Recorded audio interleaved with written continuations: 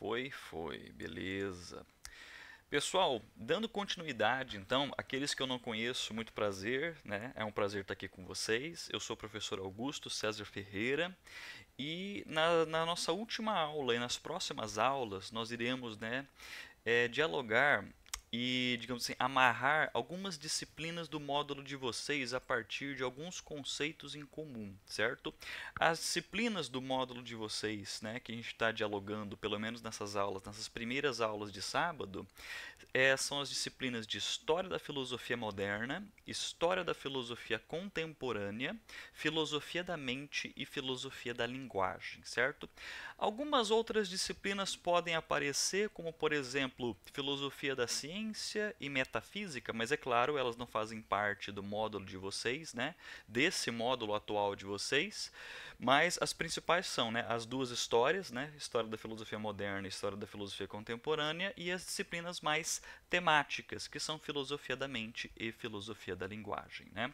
As três disciplinas que nós estávamos, né, nosso último encontro foi dia 12, né? As três disciplinas mais fortes assim da nossa discussão foram na História da Filosofia Moderna, Contemporânea e Filosofia da Mente. Logo, logo vai chegar o momento da Filosofia da Linguagem, né? Pessoal, a Filosofia da Linguagem, ela vai envolver, em certo sentido, eu não vou, né, enfatizar tanto esse elemento, ela vai envolver pelo menos um pouquinho a noção de lógica, lógica no sentido de linguagem formal, sabe? Quando chegar o momento eu vou esclarecer isso com mais detalhes, né? Mas as nossas discussões, né, ou melhor, os nossos principais conceitos, né, dessas quatro disciplinas desse módulo, né, é o conceito de conhecimento e o conceito de mente, tá? Vou repetir. Os principais conceitos das nossas discussões, né, nessas primeiras aulas serão conhecimento e mente. Por quê, professor? Porque a partir da filosofia moderna, que é o nosso ponto inicial histórico aqui, a noção de conhecimento, ou seja, a noção epistemológica, discussões epistemológicas, elas mudam radicalmente na filosofia, elas mudam radicalmente na história da filosofia. E, consequentemente, essa mudança em termos de conhecimento, ela vai gerar, ela vai, digamos assim, mostrar para a gente o desenvolvimento de um conceito muito importante na história da filosofia, que é o conceito de mente. E esse conceito de mente, a maneira que nós, por exemplo, usamos hoje o termo mente, nasceu na filosofia moderna, né? Nasceu com Descartes, né? É claro, isso pode ser muito debatido na universidade, muito debatido na academia, mas a noção de mente que nós utilizamos hoje em dia, ela nasceu na filosofia moderna. Ela nasceu junto com, né, as principais discussões a respeito de conhecimento na filosofia moderna e, consequentemente, ela nasce junto também com o engatinhar da ciência moderna. Beleza? Pessoal, qualquer dúvida, qualquer colocação, qualquer pergunta que vocês tenham, por favor, abra o microfone ou levanta a mãozinha. Belezinha? Combinado? Então, só para recapitular o caminho que a gente fez lá no dia 12, né? Estamos analisando as noções de conhecimento e mente na filosofia moderna, como que isso vai nos guiar até a filosofia contemporânea e o que a filosofia da mente, a filosofia da linguagem tem a ver com isso.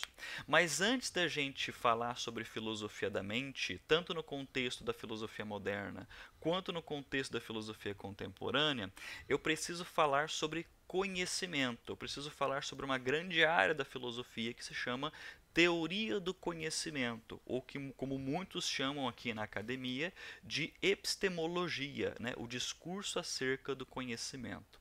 Beleza? E a partir dessas discussões, né, a respeito do conhecimento na filosofia moderna, surge então a concepção que hoje nós temos, né, de mente. E o que estamos chamando de mente especificamente? A partir das discussões da filosofia da mente, nós iremos ver que nós temos filósofos com diversas posições a respeito da mente. Filósofos que têm uma posição mais fisicalista a respeito da mente, filósofos que têm uma percepção mais metafísica da mente, né? O Descartes, ele tem uma concepção bastante metafísica a respeito da mente. Ele fala que a mente é imaterial, que é uma substância imaterial, que ela não, digamos assim, ela não se envolve, ela não é o corpo, ela não pode ser reduzida ao corpo, mas ela participa junto com o corpo, né? Que é o famoso problema, né? Se vocês quiserem anotar, eu vou deixar gravada a aula, tá, gente? Vou deixar o pessoal da UniCV vai deixar no nosso canal de humanidades ali essa aulinha de hoje, né? Que é a continuação da aula do dia 12. Que é o famoso problema mente-corpo, né? Se podemos resumir, né, a principal questão, a principal pergunta acerca da filosofia da mente é o problema mente-corpo. A mente, ela é o corpo, ela não é o corpo, ela pode ser reduzida ao corpo, ela é algo separado do corpo. Se ela é algo separado do corpo, o que ela é? Ela é algo mesmo? Ou ela é um processo? Ela é uma relação?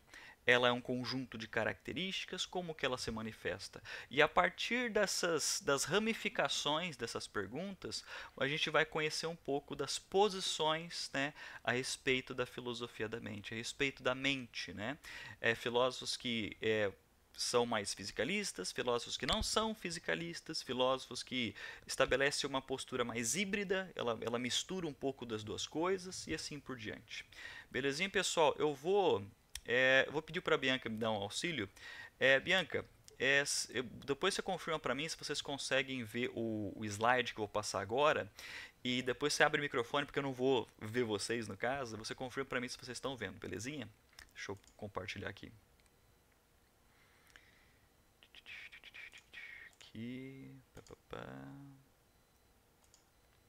Consegue ver? Sim, dá pra ver. Beleza. Obrigado. Gente, então para a gente dar início, né, detalhar um pouco mais as discussões que nós tivemos ali na aula do dia 12, né? O pessoal que chegou agora, não se preocupem, tá? Apenas a aula do dia 12 foi uma introdução a essas discussões e hoje nós iremos detalhar um pouco, né, as 4 disciplinas do módulo de vocês. E se estamos falando das noções de conhecimento e mente, e estamos falando, por exemplo, de filosofia moderna, na história da filosofia moderna, século 17 e 18, né? Esses são os principais séculos que mudaram a perspectiva de conhecimento na filosofia. Nós iremos falar de um contexto histórico, certo? Que vai mostrar para a gente uma crise. Mas onde que ocorre essa crise na filosofia? Essa crise ela ocorre no modelo aristotélico, né? O modelo aristotélico, no período antigo, e principalmente no período medieval, ele foi considerado como modelo, né? O melhor modelo que foi estabelecido para você dar conta da verdade, dar conta do conhecimento. Então, se nós estivéssemos lá na Idade Média, né, a autoridade em termos de, vamos colocar entre aspas, né, ciência e conhecimento era Aristóteles. Mas, professor, significa que no período moderno eles jogaram Aristóteles fora? Não nesse sentido radical da palavra, mas eles questionaram algumas questões e alguns pontos que Aristóteles levantou a respeito do conhecimento da natureza, a respeito do conhecimento do mundo. E se lá no passado, lá na Idade Média, Aristóteles ele foi assumido como uma autoridade em termos de conhecimento, né? O conhecimento do universo, o conhecimento da natureza, a partir das observações que foram feitas ali no século XVI e XVII, muitos desses pontos defendidos por Aristóteles e abraçados pelos medievais foram questionados, né?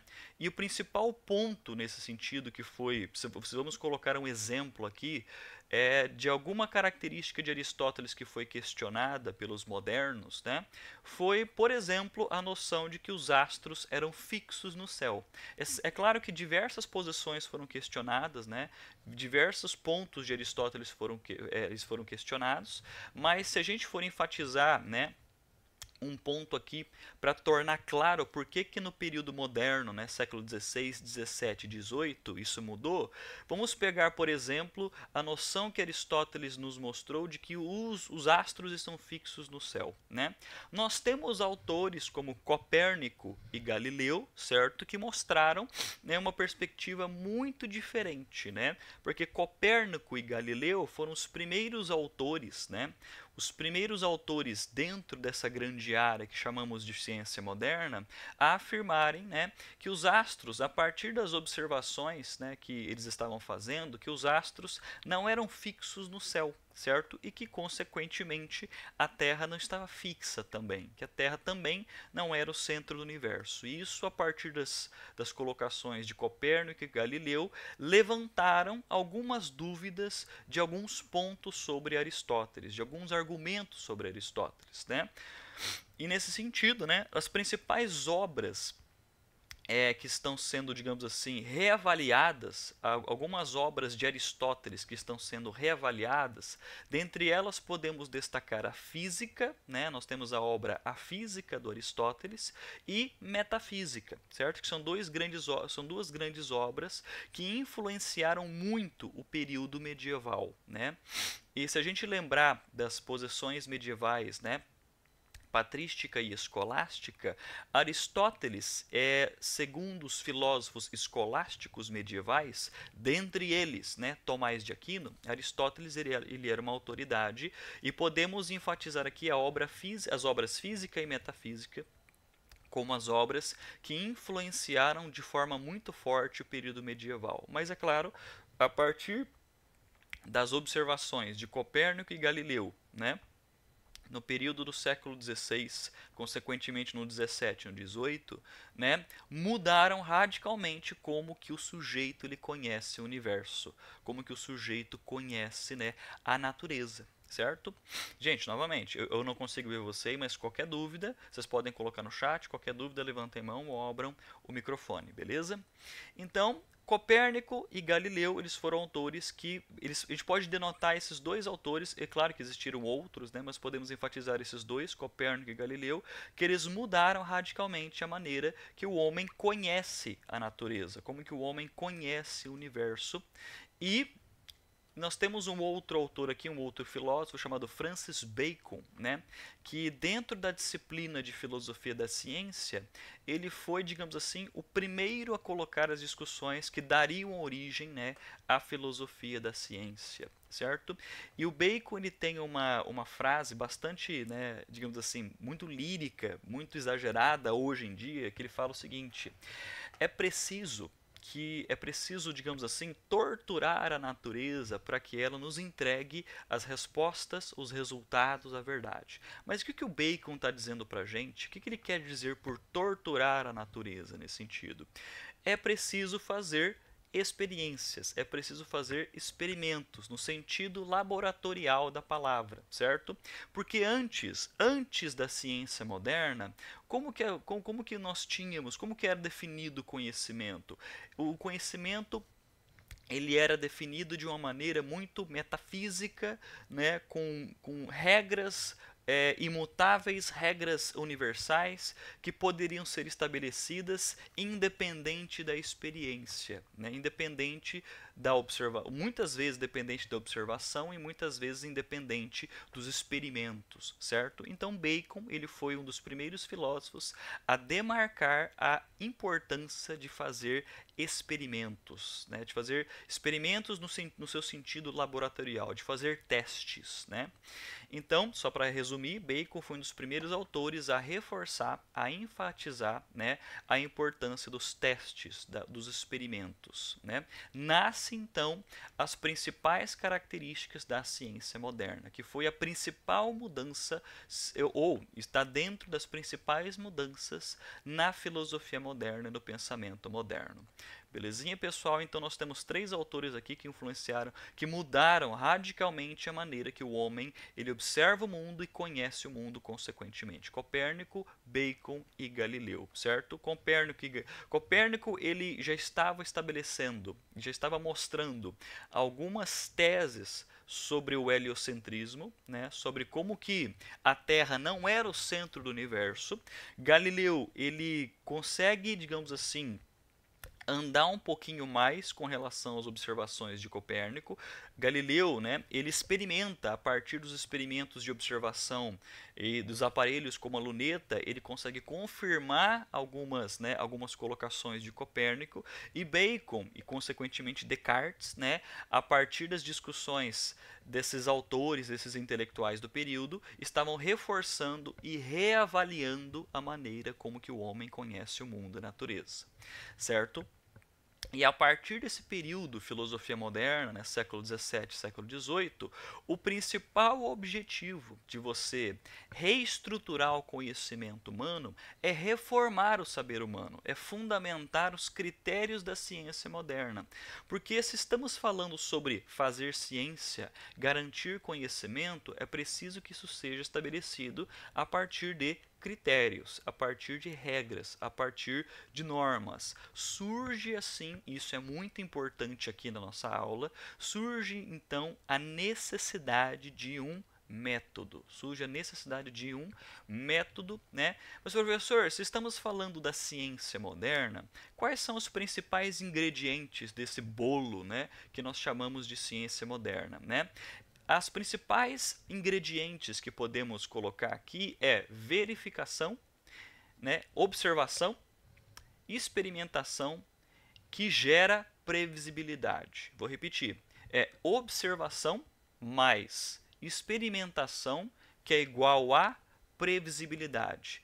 E se a gente pode resumir o que é fazer ciência, né, no sentido da ciência moderna, e que é o sentido do que é o fazer científico hoje, né, nós podemos enfatizar consequentemente, né, 3 grandes ingredientes, que é observação, experimentação, que geram previsibilidade. Por que previsibilidade é algo importante, professor? Porque estamos observando a natureza, estamos fazendo testes em relação à natureza e ela precisa identificar, isso precisa garantir ao cientista a noção de previsibilidade. Então vamos pensar, por exemplo, na fabricação e na pesquisa acerca de vacinas, certo? Se nós lembrarmos a respeito da pandemia, né, e na formulação e na confecção de vacinas nesse sentido, eles não estavam pensando unicamente, né, na Covid ou especificamente no contexto da pandemia.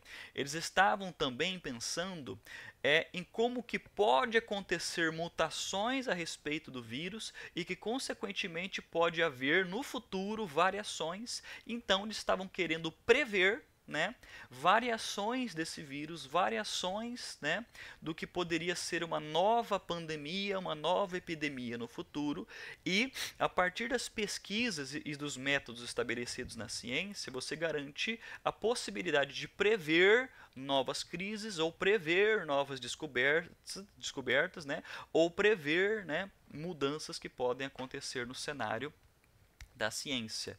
Então, quando o cientista ele estabelece o método, ele quer prever fenômenos, ele quer antecipar os fenômenos que podem acontecer. Ele quer antecipar as adaptações, né, das espécies no mundo, ele quer antecipar algum acontecimento do cosmos e do universo, porque a partir desse método ele consegue prever e antecipar soluções e problemas, né?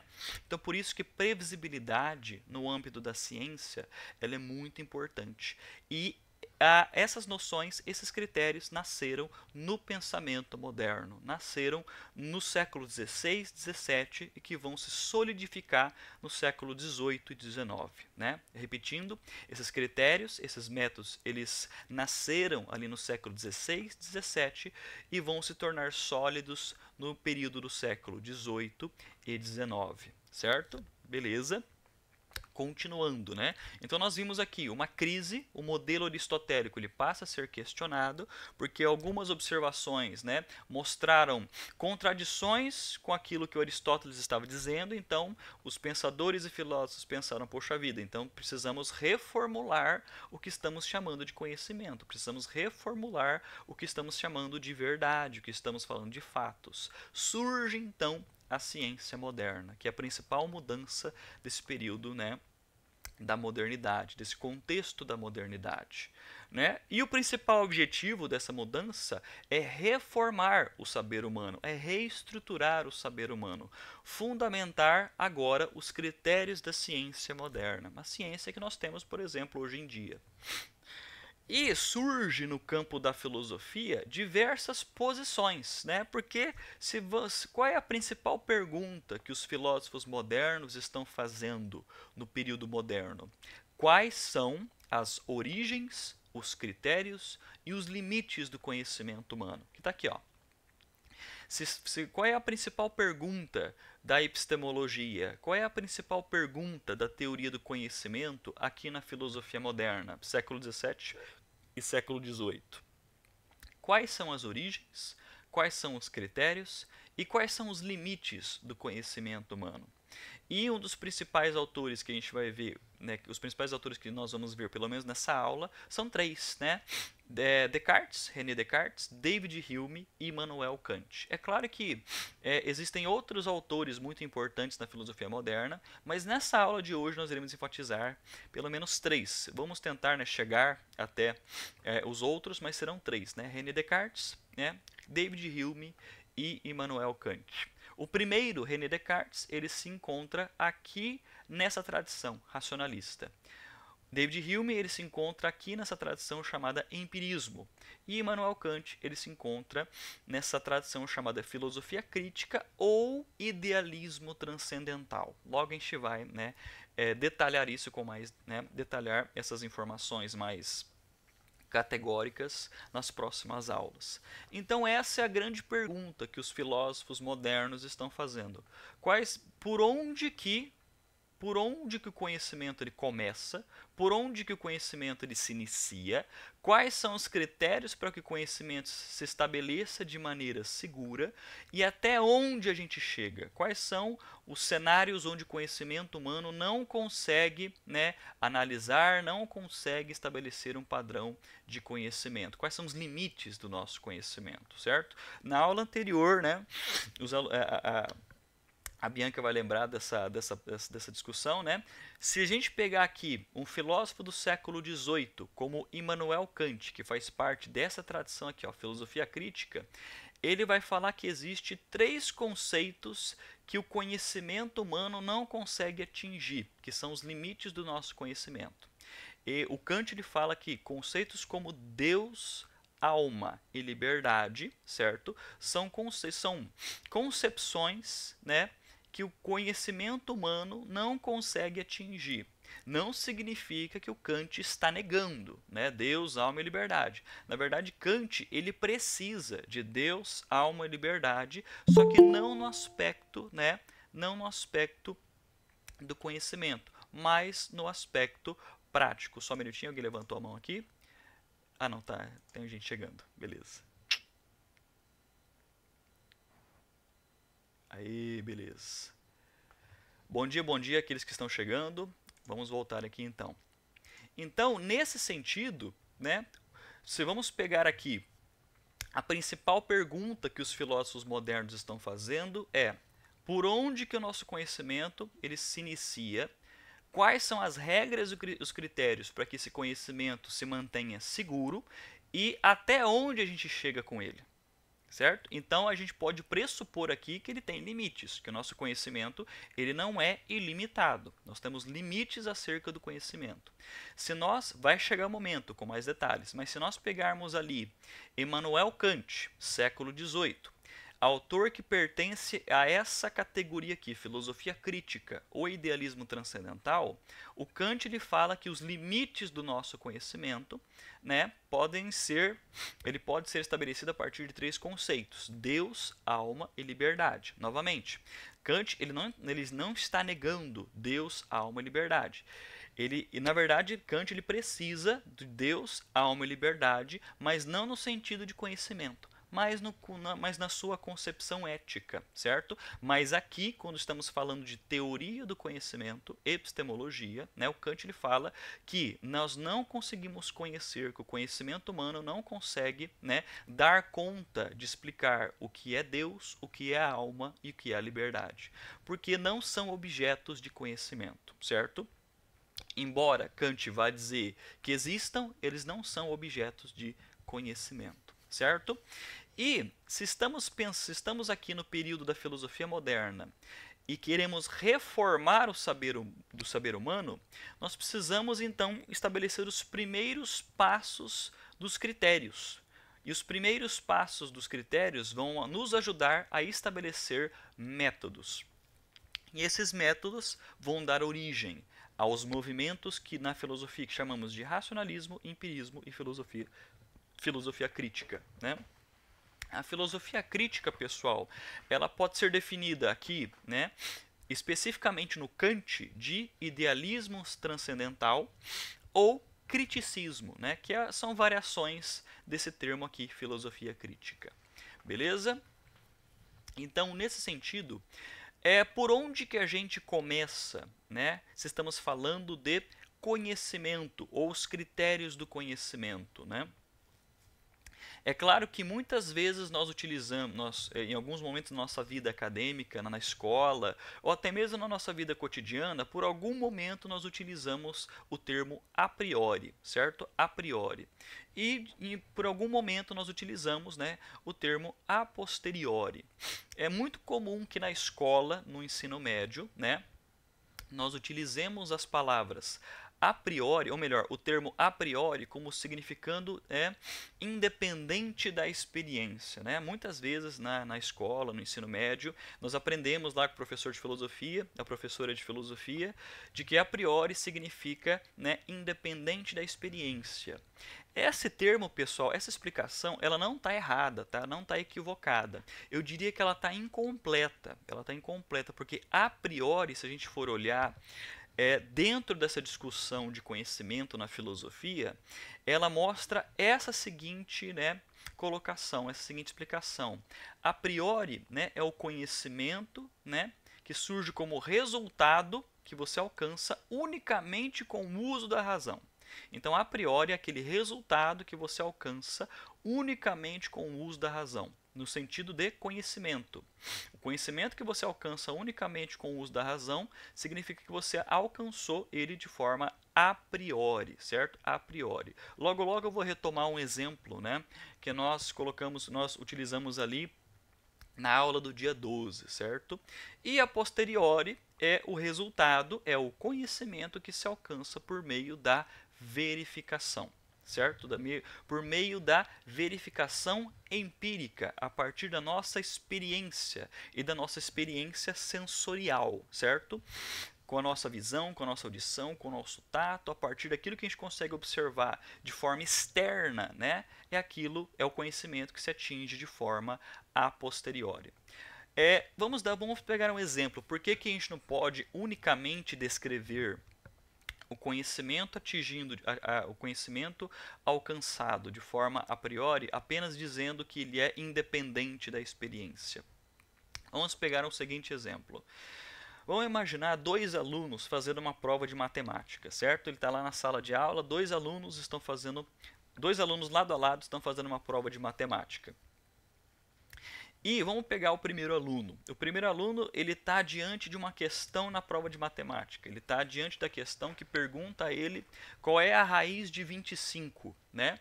Aí ele pensa assim, 5 vezes 5 é igual a 25, eu aprendi que a raiz, né? A raiz de 25, ela vai mostrar pra gente a razão dessa multiplicação, logo a raiz de 25 é igual a 5, certo? Ele fez isso, o aluno, ele chegou a esse resultado, ele chegou a essa conclusão, né, de uma forma puramente racional.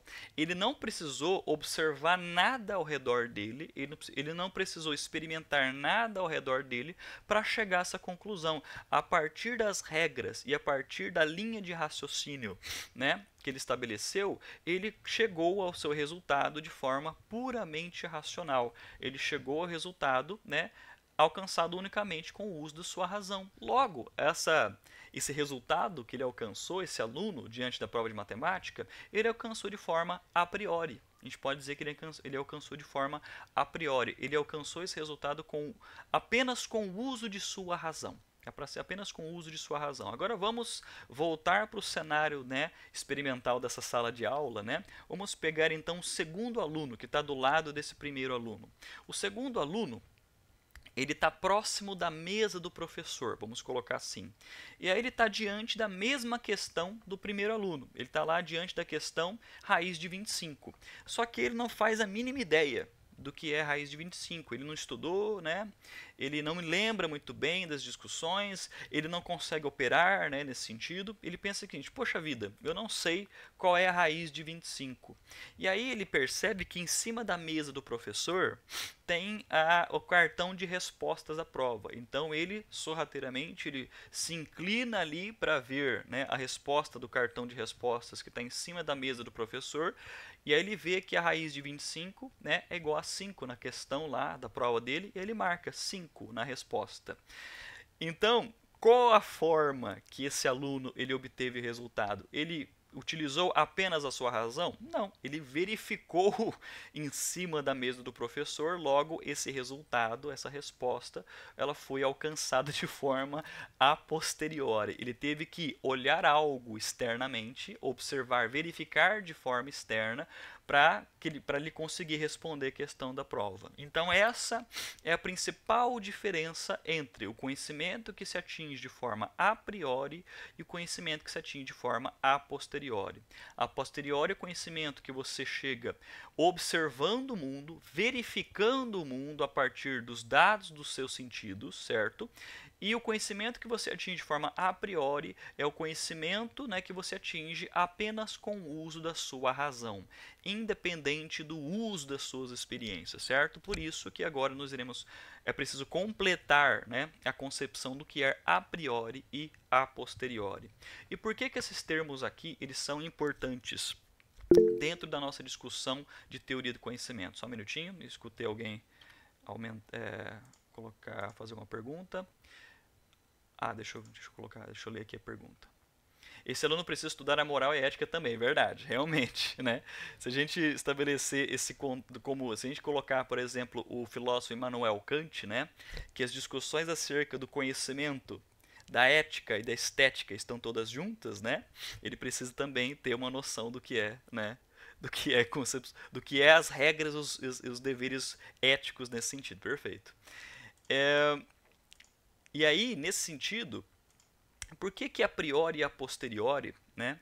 A priori e a posteriori, eles são importantes aqui na nossa discussão, porque eles vão estabelecer os ingredientes, vamos dizer assim, os juízos de como chegar ao conhecimento, certo? De como chegar ao conhecimento. E nós temos, né, filósofos que vão defender uma posição bastante distinta. Se nós pegarmos, né, o primeiro, né, digamos assim, filósofo moderno, né, concebido pela academia, René Descartes, né, ele vai falar que a principal base do conhecimento, vou repetir, a principal base do conhecimento, ela é a razão, certo? Ela é a razão. Então, Descartes ele fala que a base de todo o nosso conhecimento, né, aquele pilar fundamental que ela carrega, ela estrutura todo o nosso conhecimento, ela é a razão. E aí, a partir dessa concepção, o Descartes ele vai chegar a essa concepção de forma a priori. Então, o elemento a priorístico do conhecimento segundo Descartes é algo principal, é algo fundamental. É, digamos assim, é o protagonista da teoria do conhecimento do Descartes, é a razão. E o caminho que ele faz para fundamentar esse grande pilar que é a razão, ele vai mostrar isso de forma a priori, certo? Por outro lado, nós temos outros autores, né?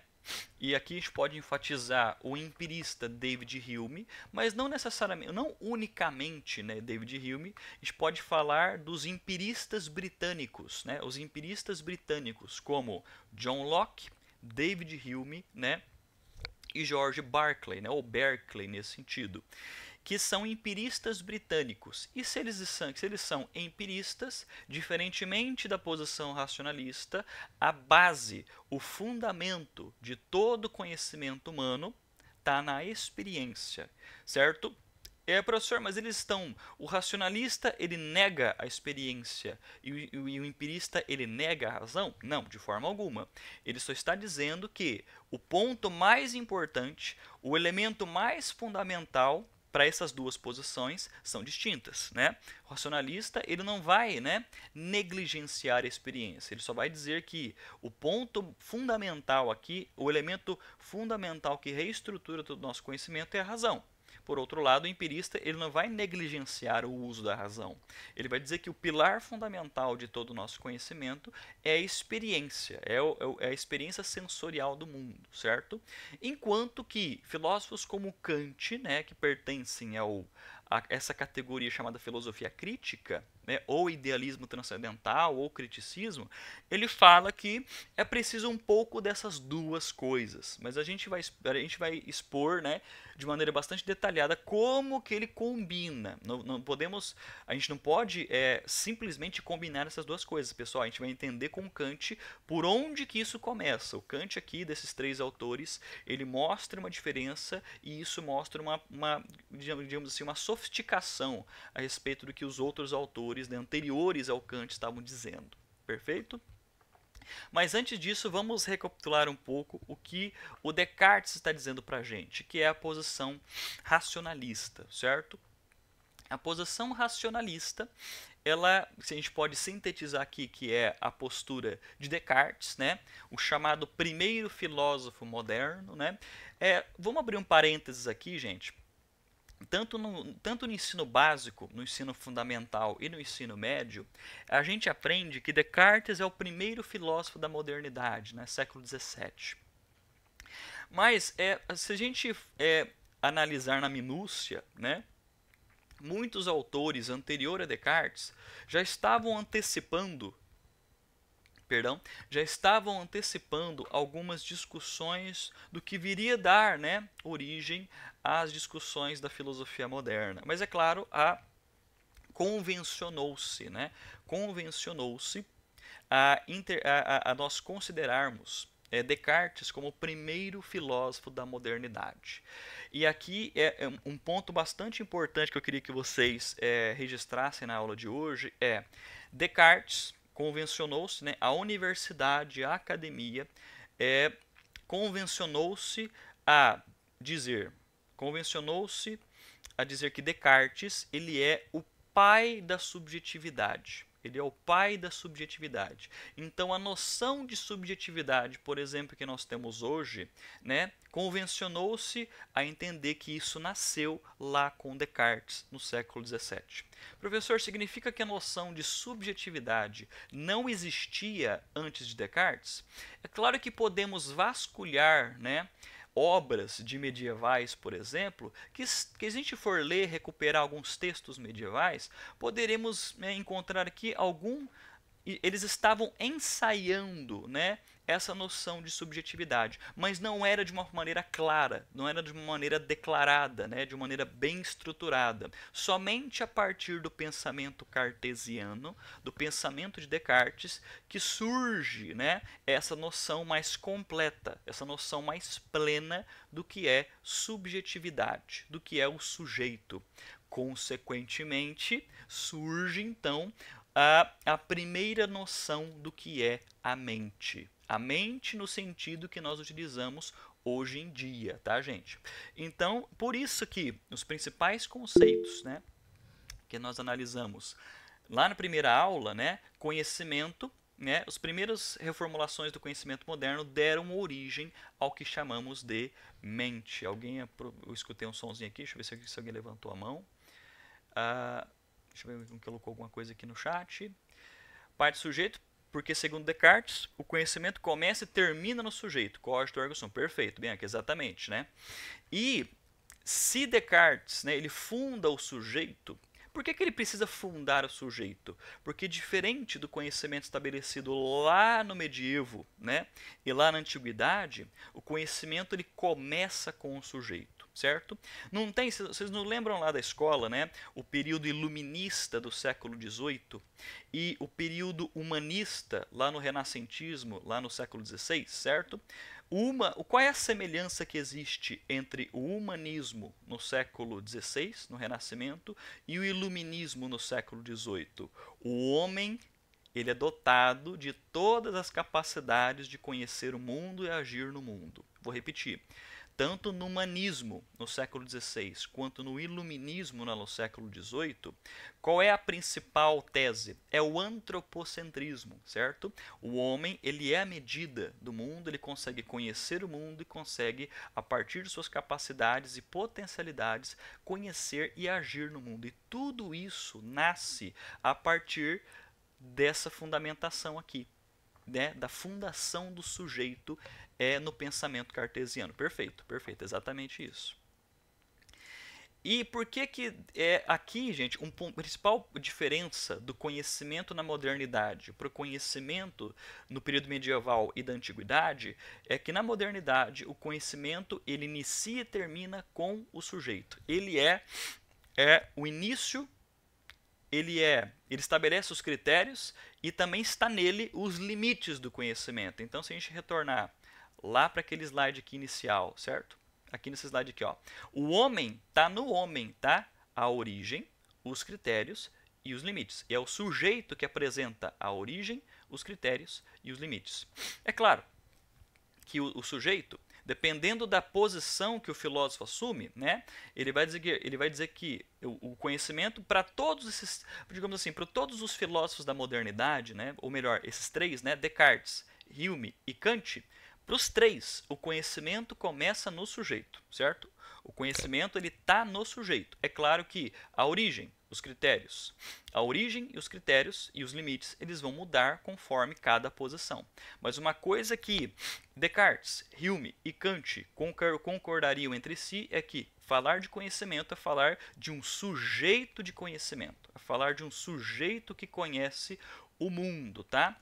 E falar das discussões a respeito da filosofia moderna, pessoal, é falar da relação entre sujeito e objeto, certo? Sujeito e objeto.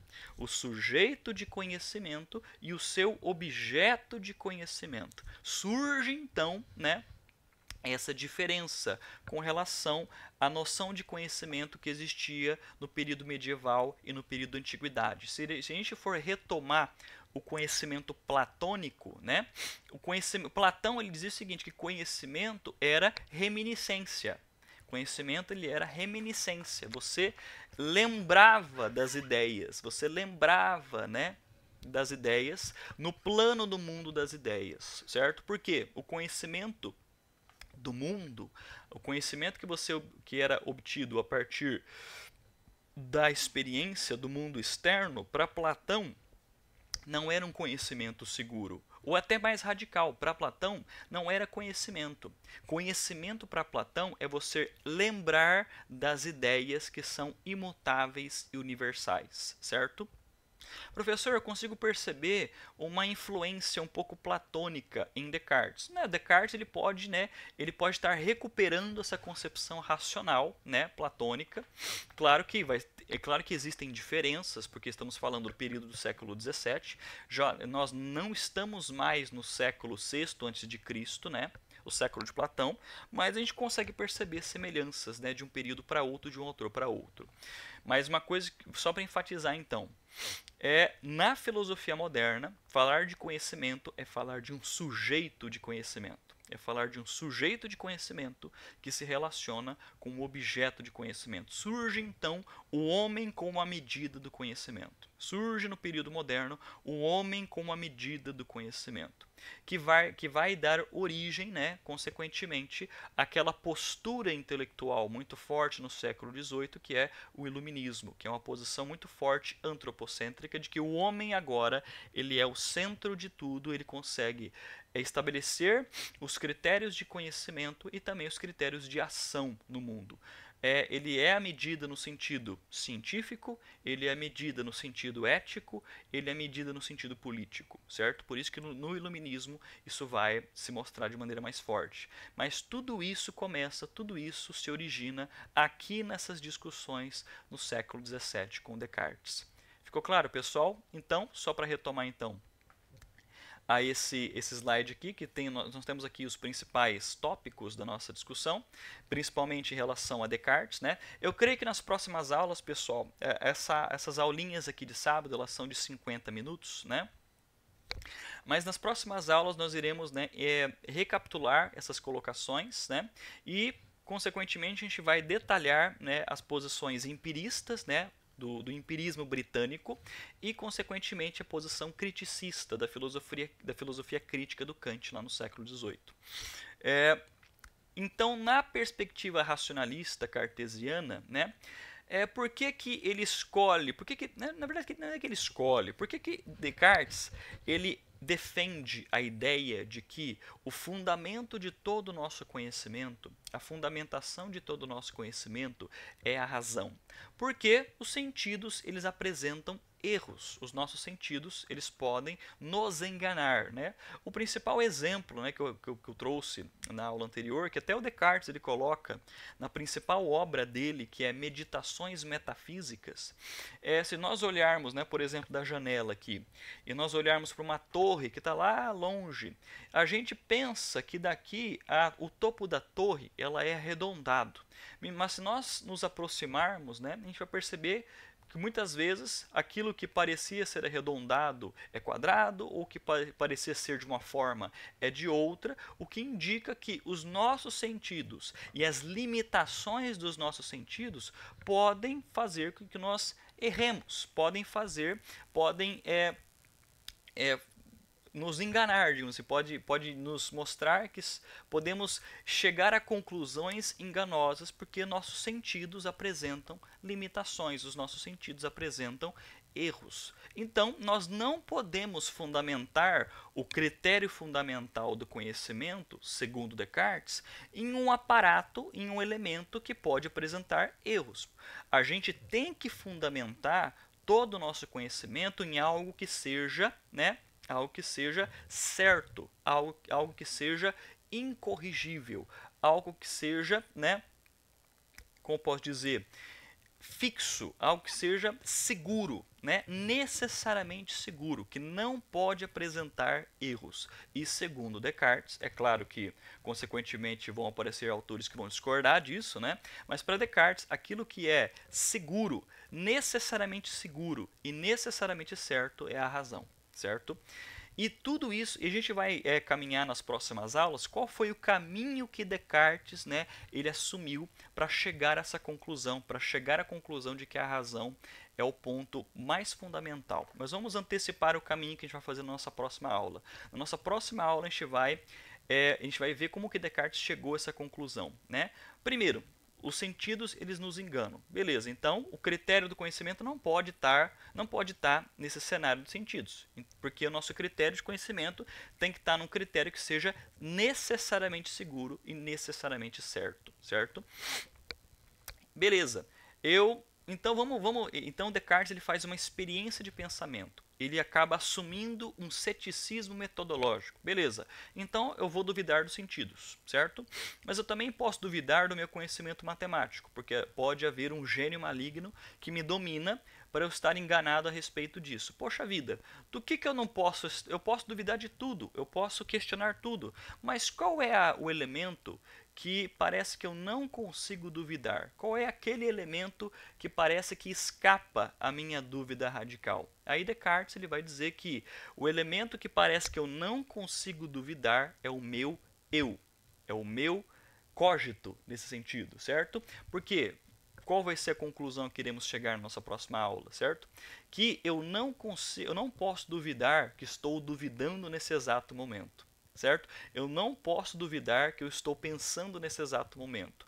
Logo, Descartes ele encontra o elemento mais fundamental, né, o elemento mais fundamental para você formular o conhecimento humano, que é o eu, que é o sujeito. E o sujeito apresenta razão e o sujeito apresenta uma mente.